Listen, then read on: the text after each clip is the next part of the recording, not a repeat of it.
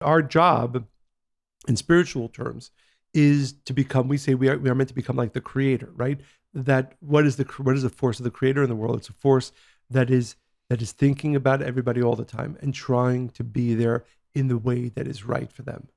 Exactly. You know, I was speaking to somebody recently, and her father drinks a lot. And by a lot, I mean like 2 bottles of wine a night. If there were 3, there would be 3.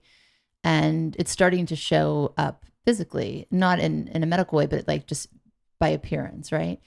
And the approach is really that his wife is like, if you don't do this, I'm going to leave. And he don't like, and my advice, right, was there's obviously some kind of lack.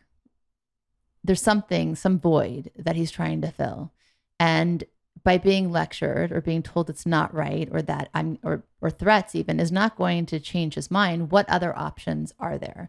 My advice was, why don't you try to introduce him to other things that are healthy? Why don't you participate in that with him? Why don't you show him the change and be there by his side through whatever lack he's experiencing? Because we never understand why people harm themselves, right? How they get into the situations they do. And a lot of it, again, addiction, mental illness, that's not even in their control. So I think that tough love approach never really is going to, it's going to make a person feel even lonelier. And I said, the more you tell him not to drink, you know what he's going to do? He's going to go and hug the bottle even more, because that's where he feels that he can escape. And especially when it's uncontrollable. And that's why I think a big mistake that we often make, and this is in great ways and small ways, whether it's with addiction, whether it's with depression, is that we think, why can't I, if he loves me enough, why can't he snap out of it for me? Or we judge the person for being in the situation they're in. Exactly. And when we judge something, we don't understand it, we're certainly not going to be able to give the right advice. You know, I talked about my father, how when he had anorexia, completely malnourished, wouldn't have been recommended by any doctor for me to hike the Grand Canyon rim to rim in one day. He was a diabetic.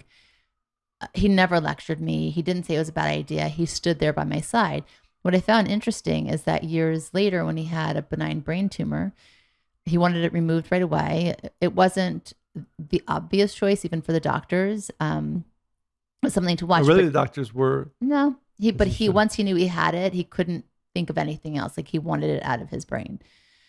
So he decided, he rushed the operation. He had a plan, and I remember being not very supportive because I didn't agree with his plan of action. And then I caught myself and said, wait a second, where are you now? This man who was so unconditional for you when you were in your darkest days, didn't judge you, didn't lecture you, stood by your side and created a safe space for me. I think a lot of friendship is helping people that you love feel safe when they're in the depths of darkness.